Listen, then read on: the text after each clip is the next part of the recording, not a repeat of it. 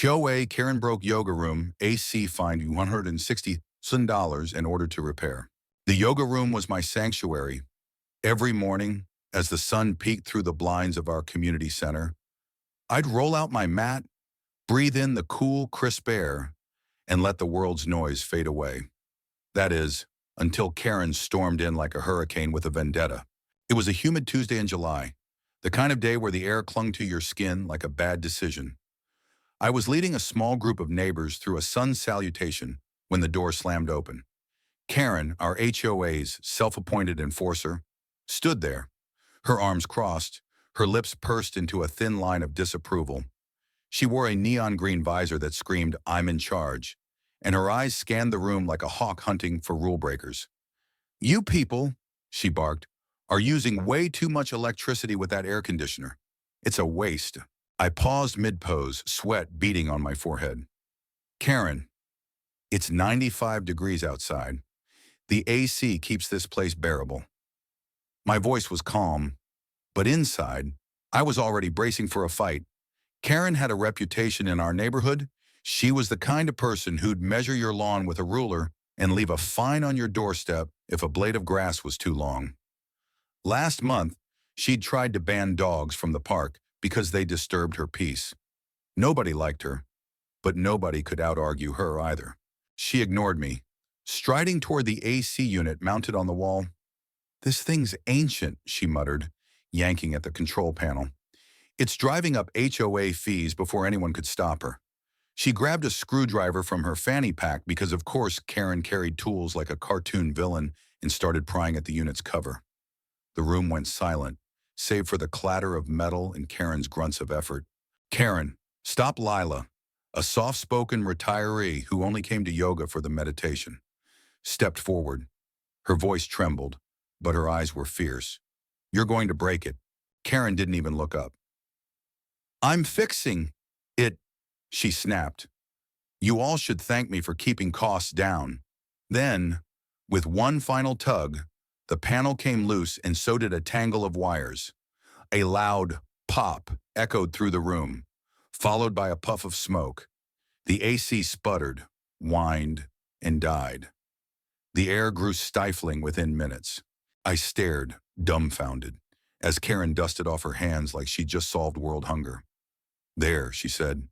"Now it's off. You're welcome." The room erupted. "Are you kidding me?" shouted Marcus, a burly guy who'd only started yoga to manage his stress.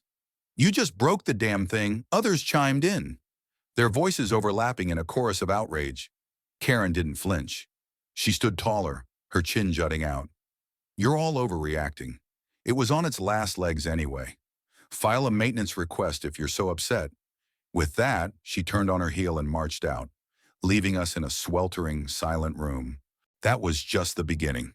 Over the next week, the yoga room became a sauna. Without the AC, temperatures soared past 100 degrees inside.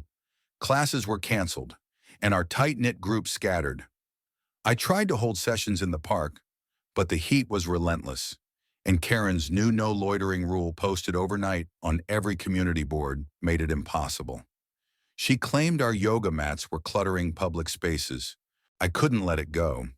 The yoga room wasn't just a place to stretch. It was where Lila found calm after losing her husband, where Marcus learned to breathe through his anxiety, where I'd rebuilt my confidence after a messy divorce. Karen had taken that from us, and she didn't even care. I started asking around, piecing together what had happened. Turns out, Karen hadn't just broken the AC, she'd been tampering with it for weeks, turning it off during classes to save energy without telling anyone. The unit, already old, couldn't handle her meddling and had short-circuited beyond repair. Then came the twist. While digging through HOA records because I wasn't about to let Karen win, I found an email from a maintenance worker named Javier, who'd been fired the previous month. Javier had warned the HOA board that the AC unit needed professional servicing, not amateur tinkering. He'd specifically called out Karen's inspections as dangerous, but she'd dismissed him as incompetent and pushed for his termination. The email was a goldmine proof that Karen's negligence wasn't a one-time mistake, but a pattern of reckless control.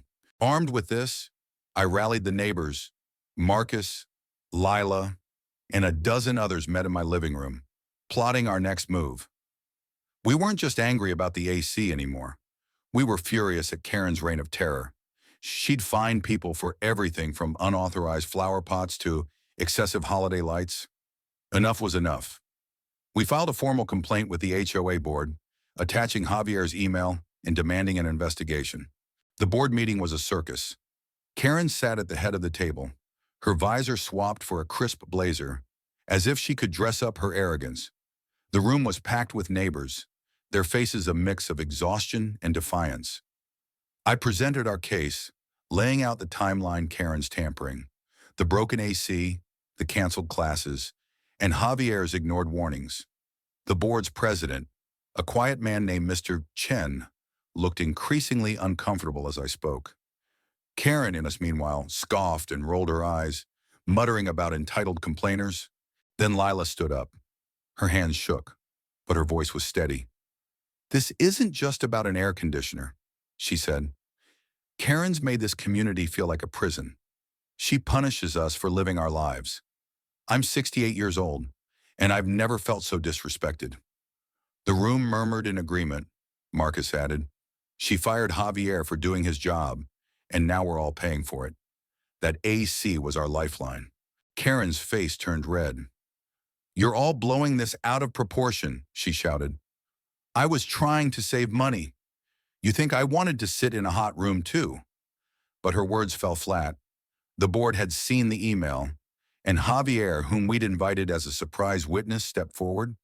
He was a wiry man with a calm demeanor, but his words cut like a knife. I told her the unit was fragile. She didn't listen. She never listens. The tension in the room was electric. Karen's confidence cracked. She stammered, trying to deflect blame, but the board wasn't having it. Mr. Chen called for a vote. The decision was unanimous. Karen was removed from her HOA position. But that wasn't the end. We took it further. The broken AC wasn't just an inconvenience, it was a $160,000 piece of equipment, custom installed for the community center.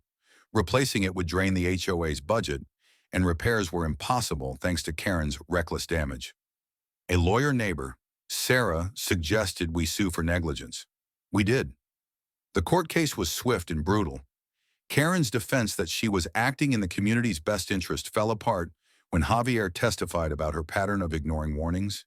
The judge didn't hold back. Karen was fined $160,000 to cover the replacement cost and ordered to personally oversee the repairs, ensuring she'd feel the weight of her actions.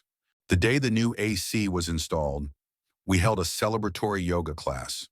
The room was cool, the mats were out, and Lila led a meditation that felt like a collective exhale.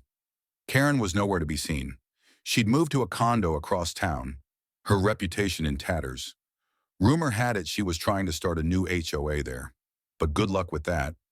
Karma, as Marcus put it, had done its job. As we rolled up our mats, I looked around at the faces of my neighbors, people who'd fought together, who'd turned anger into action. It wasn't just about an air conditioner. It was about standing up to someone who thought they could control us. We'd won, but the fight had left scars. The yoga room was back, but the trust we'd lost in our community would take longer to rebuild. What do you think? Did Karen get what she deserved? Or did we go too far? Share your thoughts. I'm curious where you stand.